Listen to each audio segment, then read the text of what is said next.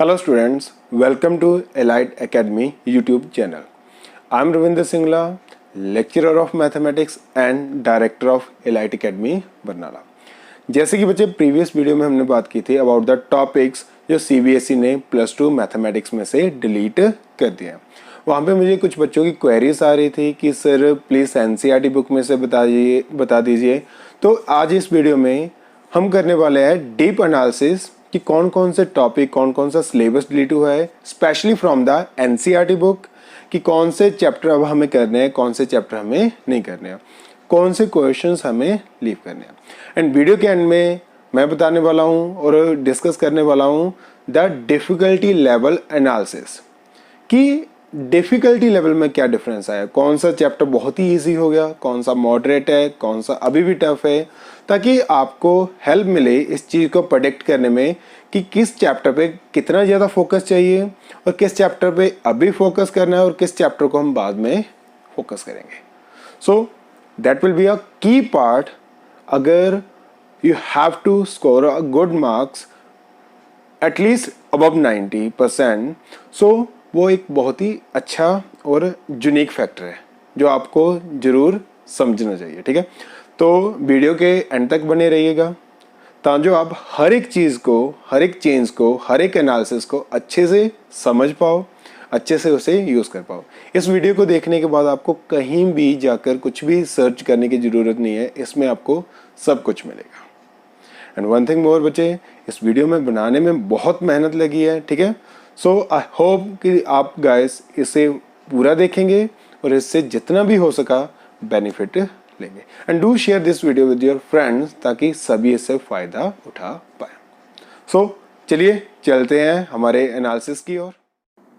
सो अगर हम बात करें फर्स्ट चैप्टर की तो आपका फर्स्ट चैप्टर है रिलेशन एंड फंक्शंस, जिसमें अगर हम एनसीईआरटी की बुक के अकॉर्डिंग चले तो यहाँ पे हमारे पास 4 एक्सरसाइजेस थी, 1.1, 1.2, 1.3 एंड 1.4।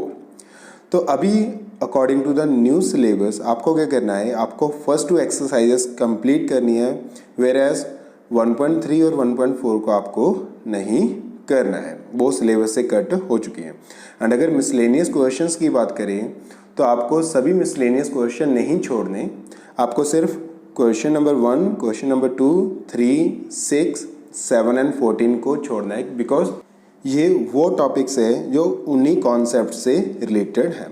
अगर हम सिलेबस की बात करें तो सिलेबस में से जो मैंने अंडरलाइन किया है यहाँ पे, last 2 concepts composite function and inverse of function, ये 2 कॉन्सेप्ट्स आपने छोड़ देने हैं। इसके अलावा आपने सभी कॉन्सेप्ट्स को कंप्लीट करना।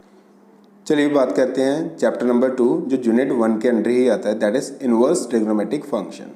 तो पहले आपके एनसीईआरटी बुक में इनवर्स ट्रिग्नोमेट्रिक फंक्शंस की 2 एक्सरसाइजेस थी, जिसमें से आपको फर्स्ट 1 अभी भी करनी है, बट सेकेंड 1 एक्सरसाइज आपको कंप्लीटली छोड़ देनी है।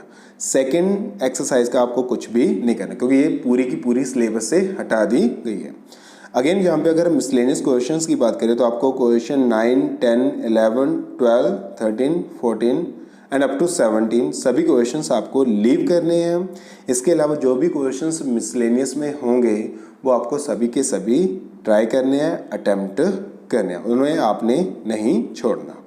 एंड अगर इसके सिलेबस की बात करें तो ये टोटल पहले पुराना सिलेबस था जिन्हें मैंने अंडरलाइन किया है, ये वाले टॉपिक्स आपको लीव करने हैं। इसके अलावा definition, range, domain, principal, value, branch, ये कॉन्सेप्ट्स आपको अभी भी तैयार करने हैं। चैप्टर नंबर 3 मैट्रिसेस, जिसमें आपके एनसीईआरटी की बुक में 4 एक्सरसाइजेस हैं, जिसमें से आपको 4th 1 एक्सरसाइज को कम्प्लीटली छोड़ देना, आपको उसे टच भी नहीं करना, जो कि एलिमेंट्री ऑपरेशंस पे बेस्ड है, क्योंकि ये पूरे का पूरा टॉपिक अब आपके सिलेबस से रिमूव कर दिया गया है। आपको इसका कोई भी क्वेश्चन अटेम्प्ट नहीं करना, जो कि अगेन एक टफ टॉपिक था जिसे सीबीएसई ने अब हटा दिया। अगर हम यहाँ मिसलेनियस की बात करें तो बच्चे आपने मिसलेनियस में कोई भी क्वेश्चन नहीं छोड़ना, आपको मिसलेनियस के सभी क्वेश्चंस अटेम्प्ट करने हैं, क्योंकि उनमें से कोई भी एलिमेंट्री पे नहीं है। एंड वहीं पे अगर हम बात करें इसके सिलेबस की तो यहाँ पे आप अंडरलाइन देख सकते हैं, existence of non zero whose product is zero matrix, concept of elementary operation and uniqueness of inverse. ये कुछ कंसेप्ट्स है जो आपके नए सिलेबस से रिमूव हो चुके हैं। And next chapter is chapter number 4 determinants. Determinants में अगेन बच्चे सीबीएसई ने बड़ा अनाउंसमेंट किया है, the most difficult part properties of determinant को हटा दिया गया है, विच इज एक्सरसाइज नंबर 4.2। सो आपको अभी 4.2 को टच भी नहीं करना, इसके साथ ही साथ आपको एक्सरसाइज 4.6 को भी टच नहीं करना। ये दो एक्सरसाइज आपके सिलेबस से रिमूव हो चुकी हैं। इसके अलावा 4.1, 4.3, 4.4 एंड 4.5 एज इट इज़ आपको करनी है। अगर मिसलेनियस की बात करें तो आपको 2, 11, 12, 13, 14 एंड 15 क्वेश्चन छोड़ के बाकी सभी के सभी मिसलेनियस क्वेश्चंस आपको अटेम्प्ट करने हैं। एंड वहीं पे अगर इसके सिलेबस की बात करें तो उसमें से this properties of determinant, consistency, inconsistency and number of solutions of the system of linear equations bye examples, इसको छोड़ के बाकी सारा सिलेबस करना है। Chapter number 5 is continuity and differentiability, जिसमें अगर बात करें तो 8 एक्सरसाइजेस थी हमारी एनसीईआरटी में, और अब इसमें से सिर्फ लास्ट वाली एक्सरसाइज दैट इज 5.8 आपको नहीं करनी, क्योंकि ये वाली एक्सरसाइज डिपेंडेंट है on the topic Rolle and Lagrange theorem, mean value theorems, जो कि आपके सिलेबस से अब कट कर दिया गया है। एंड उसे छोड़कर बाकी सभी की सभी एक्सरसाइजेस आपको एज इट इज करनी है। एंड मिसलेनियस क्वेश्चंस में से आपको सिर्फ 19th क्वेश्चन को छोड़ना है, उसके अलावा सभी के सभी मिसलेनियस क्वेश्चन भी आपको प्रैक्टिस करने हैं। एंड सिलेबस की अगर बात करें तो सिर्फ सिलेबस में से जो प्रीवियस था last topic Rolle's and Lagrange's mean value theorem आपको हटाना है, एंड इसकी ज्योमेट्रिक इंटरप्रिटेशन भी आपको नहीं करनी है। तो ये कोई ज़्यादा बड़ा चेंज नहीं है, हाँ फिर भी कुछ ना कुछ सिलेबस आपका यहाँ पे कम हुआ है। अगर हम बात करें एप्लीकेशन ऑफ डेरिवेटिव्स की, तो एप्लीकेशन ऑफ डेरिवेटिव्स में भी थोड़ा चेंज किया गया है, जिसमें से 2 एप्लीकेशंस को बिल्कुल हटा दिया गया है, that is rate of change of which is exercise 6.1, आपको उसे बिल्कुल भी नहीं करना। एंड अगर वहीं बात करें तो उन्होंने एरर्स एंड अप्रोक्सीमेशन मेथड को भी हटा दिया है, which is your exercise number 6.4। तो इन दोनों एक्सरसाइज को आपको बिल्कुल भी टच नहीं करना है, इसके अलावा 3 की 3 आपको करनी है। अगर मिसलेनियस की बात करें तो आपको सभी क्वेश्चंस में से सिर्फ 2 क्वेश्चंस लीव करने हैं, that is 3rd and 19th। उसके अलावा सभी के सभी क्वेश्चन आपको अटेम्प्ट करने हैं, ट्राई करने हैं। एंड अगर इसके सिलेबस को आप देखो तो प्रीवियस सिलेबस में से ये first one rate of change of bodies and this one use of derivatives in approximations, in 2 topics को कट किया गया है, बाकी का सिलेबस एज इट इज आपको मिलेगा। Next is unit number 7 that is integrals. अगर बच्चे हम इंटेग्रल्स की बात करें तो इसमें से आपके एक्सरसाइज नंबर 7.7 और एक्सरसाइज नंबर 7.8 को हटा दिया गया है, जो कि उन कंसेप्ट्स पे डिपेंडेंट है जो अभी रिड्यूस किए गए हैं। अगर बात करें तो 1 is integration of root of quadratic, linear into root of quadratic, and यहाँ से लिमिट एज अ सम को भी हटा दिया गया है। एंड वन थिंग मोर बच्चे, आपको इसकी सप्लीमेंट्री को भी टच नहीं करना है। सप्लीमेंट्री कहाँ मिलेगी आपको?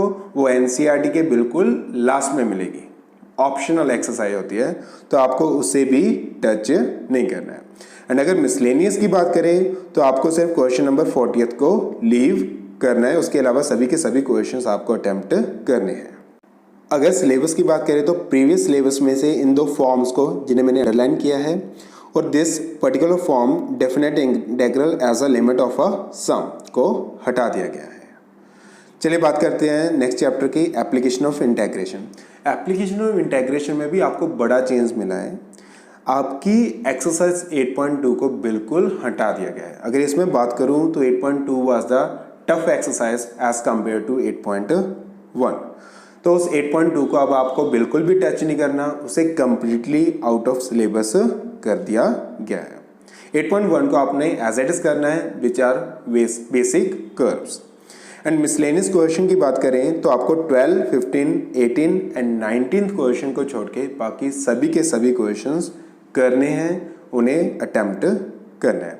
अगर सिलेबस की बात करें बच्चे तो यहाँ पे आप देख सकते हैं पुराने वाले सिलेबस में से सिर्फ area between any of the 2 above set curves, this underline part, इसको आपको छोड़ना है। इसके अलावा सभी का सभी पार्ट आपको एज इट इज करने हैं। नेक्स्ट चैप्टर की बात करें डिफरेंशियल इक्वेशन, तो यहाँ पे डिफरेंशियल इक्वेशन में भी थोड़ा बड़ा चेंज मिला है। इसमें भी एक टफ पार्ट जिसमें हम जनरल इक्वेशन से डिफरेंशियल इक्वेशन फॉर्म करते थे, विच इज़ एक्सरसाइज नंबर 9.3 को हटा दिया गया है। It was again a tough exercise, बच्चों को करने में दिक्कत आती थी, उसे हटा दिया गया है एंड एक पर्टिकुलर फॉर्म में हटा दिया गया है। अगर उसकी बात करें दैट इज इन एक्सरसाइज 9.6 में 10th, 11th, 12th and 19th question है जो उस फॉर्म से रिलेटेड है, उसे आपने नहीं करना। मिसलेनियस की बात करें तो आपको 3, 4, 5, 14th एंड 17th क्वेश्चंस को लीव करना है। इसके अलावा सभी के सभी क्वेश्चन एज इट इज आपको अटेम्प्ट करने हैं। अगर हम सिलेबस देखें तो इसमें से फॉर्मेशन ऑफ डिफरेंशियल इक्वेशन को हटा दिया गया है एंड अगर बात करें फर्स्ट ऑर्डर फर्स्ट डिग्री, इसकी दो टाइप्स थी, dy/dx, dx/dy, जिसमें से सेकंड वन को कम्प्लीटली रिमूव कर दिया गया है। इसके एक्सेप्ट सभी का सभी सिलेबस एज इट इज आपको आएगा। नेक्स्ट चलिए बात करते हैं अलजेब्रा के फर्स्ट चैप्टर वेक्टर्स के। हाँ, वेक्टर्स में कोई बड़ा चेंज नहीं है यहाँ पे। वेक्टर्स में से सिर्फ एक टॉपिक हटाया गया है, that is scalar triple product. तो आपको एक्सरसाइजेस में कोई चेंज नहीं मिलेगा। 4 एक्सरसाइजेस है, आपको ऑल 4 एज इट इज करनी है, बट इसकी सप्लीमेंट्री अगेन जो हमें एनसीईआरटी की बैक एंड पे मिलेगी उसे आपको बिल्कुल भी नहीं करना है। एंड अगर मिसलेनियस की हम यहाँ पे बात करें देन आपको सिर्फ 18th क्वेश्चन को छोड़ना है, उसके अलावा सभी के सभी करने हैं। एंड ध्यान रखना इसमें एक्सरसाइज में कोई भी रिलैक्सेशन नहीं है, सभी की सभी एज इट इज करनी है जैसे आपने पहले करनी थी। अगर सिलेबस की बात करें तो सिलेबस में से बिल्कुल last one topic scalar triple product of vectors को हटाया गया है। इसके अलावा बाकी सभी का सभी सिलेबस एज इट इज आपको करना है जो कि प्रीवियस वन है। एंड अभी हम बात करते हैं नेक्स्ट चैप्टर की, दैट इज 3D। यहाँ पे 3D में भी कुछ ज़्यादा बड़ा चेंज नहीं है, ओनली एक particular topic finding the angle, वो चाहे दो कर्व्स के बीच में हो, आई मीन टू से दो प्लेन्स के बीच, दो लाइंस के बीच और लाइन एंड प्लेन के बीच, उन्हें आपने छोड़ देना है। एंड वो एज इट इज कोई भी एक्सरसाइज नहीं बनाएंगे, आपको तीनों एक्सरसाइज करनी है, बट एक्सरसाइज सेकंड में आपको 10th और 11th क्वेश्चन छोड़ देना है एंड एक्सरसाइज थर्ड में आपको 12, 13 का ए पार्ट एंड 13 का ई पार्ट, इन तीनों को आपने छोड़ देना है। मिसलेनियस की बात करें 3 और 5th क्वेश्चन आपको छोड़ देना है, इसके अलावा सभी के सभी क्वेश्चंस आपको करने हैं। तो यहाँ पे कोई भी एक्सरसाइज कंप्लीटली रिमूव नहीं हुई है। अगर इसके सिलेबस की बात करें तो आप देख सकते हैं this particular part angle between 2 lines, 2 planes, a line and a plane, इसे कंप्लीटली हटा दिया गया है। इसके अलावा सारे का सारा सिलेबस एज इट इज आपको है। नेक्स्ट बात करते हैं एलपीपी की। तो अगेन एलपीपी में भी कुछ ज़्यादा चेंजेस नहीं है कि आप पूरी की पूरी एक्सरसाइज छोड़ दो, पूरी की पूरी चैप्टर छोड़ दो। इसमें भी कुछ पर्टिकुलर टॉपिक हटाए गए हैं। अगर उनकी बात करें तो वो है 12.1 एक्सरसाइज में question number 4, question number 6 and 9, जिन्हें आपने अभी नहीं करना है। इसके अलावा सभी क्वेश्चन करने हैं बाकी। एंड 12.2 में अगर बात करें तो आपको question number 1, question number 9 and question number 10 को छोड़ देना है। इसके अलावा सभी के सभी क्वेश्चन करने हैं। एंड मिसलेनियस में आपको सेकंड और थर्ड क्वेश्चन लीव करना है। इसके अलावा सभी क्वेश्चन करने हैं एक्सरसाइज एंड मिसलेनियस के। अगर हम सिलेबस की बात करें तो सिलेबस में ये underline mathematical formulation of LP problems and यहाँ पे फिजिबल और इनफिजिबल रीजंस में से आपको अनबाउंडेड वाला पार्ट छोड़ देना। बाउंडेड वाला अभी भी सिलेबस में है, आपको सिर्फ अनबाउंडेड वाला पार्ट लीव करना है। उसके अलावा सारा सिलेबस है। लास्ट चैप्टर की बात करते हैं हम प्रोबेबिलिटी की। प्रोबेबिलिटी में भी कोई बड़ा चेंज नहीं है, माना भी जा सकता है, नहीं भी माना जा सकता, क्योंकि Bernoulli's trial already last year ही आपके सिलेबस से हटा दिए गए थे। बायनोमियल डिस्ट्रीब्यूशन भी लास्ट ईयर आपके सिलेबस से हटा दिए गए थे, वो इस बार भी अनाउंस हुआ है कि उन्हें हटा दिया गया है। उसके अलावा अगर हम बात करें तो आपके सिलेबस में से mean and variance of probability distribution हटा दी गई है। अभी यहाँ पे ध्यान रखना बच्चे, प्रोबेबिलिटी डिस्ट्रीब्यूशन कंप्लीटली नहीं हटाया गया, सिर्फ उसका मीन एंड वेरिएंस हटाया गया जिसमें हम प्रोबेबिलिटी डिस्ट्रीब्यूशन को यूज करते हैं। But probability distribution as it is आपको सिलेबस में है। अगर हम बात करें हमारी एनसीईआरटी बुक में से तो आपको 13.5 एक्सरसाइज तो नहीं करनी है, वो तो बिल्कुल आउट ऑफ सिलेबस है। वहीं पे 13.4 एक्सरसाइज में से आपको 10 से लेके 17 तक सभी क्वेश्चंस लीव कर देने हैं। वो क्वेश्चंस है mean and variance of probability distribution. उसके अलावा आपको सभी एक्सरसाइजेस करनी है। एंड मिसलेनियस की अगर बात करें 5, 6, 7, 8, 9 एंड 11 to 15 ये क्वेश्चन छोड़ के आपको बाकी सभी के सभी करने हैं। एंड वन मोर थिंग, अगर सिलेबस की बात करें तो सिर्फ last one topic mean and variance of random variable इसे हटाया गया है। इसके अलावा सभी का सभी सिलेबस एज इट इज आपको करना है।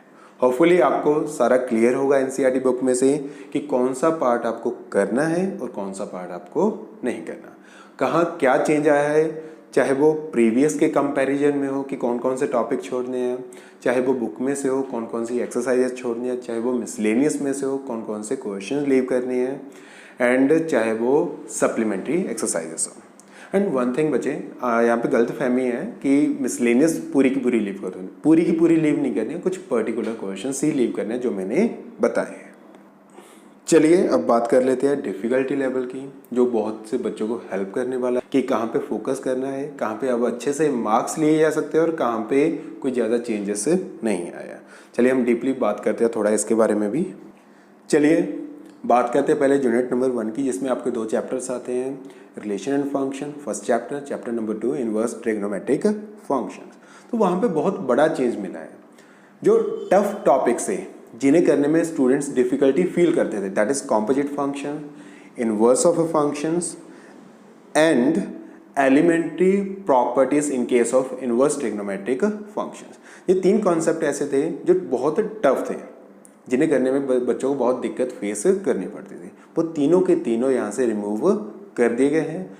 हमारे पास बचा है कुछ basic and one topic that is relation, जिन्हें समझना बहुत आसान है और उनमें से मार्क्स भी बहुत अच्छे से लाए जा सकते हैं।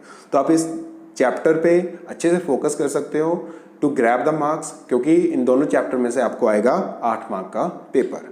तो बहुत अच्छे से कर लेना, बहुत आसानी से अब इनमें से मार्क्स आपको मिल जाएंगे। अगर हम बात करें यूनिट 2 जिसमें आता है matrices chapter number 3 and determinants chapter number 4, तो यहाँ पे भी अगेन बड़ा चेंज है। यहाँ पे टफ टॉपिक जिसे अगर हम बात करें elementary operations, and the most toughest topic of this particular part in determinant, that is properties of determinant, दोनों को हटा दिया गया है। एंड ये दोनों पार्ट ऐसे थे कि बच्चे कहीं ना कहीं इनमें गलती डाल देते थे।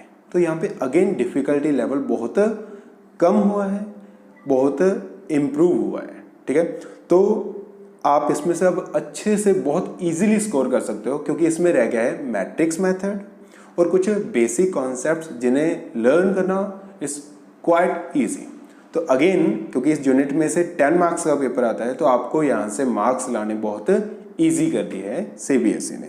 तो इस पर्टिकुलर यूनिट भी आपको पूरा ध्यान देना होगा।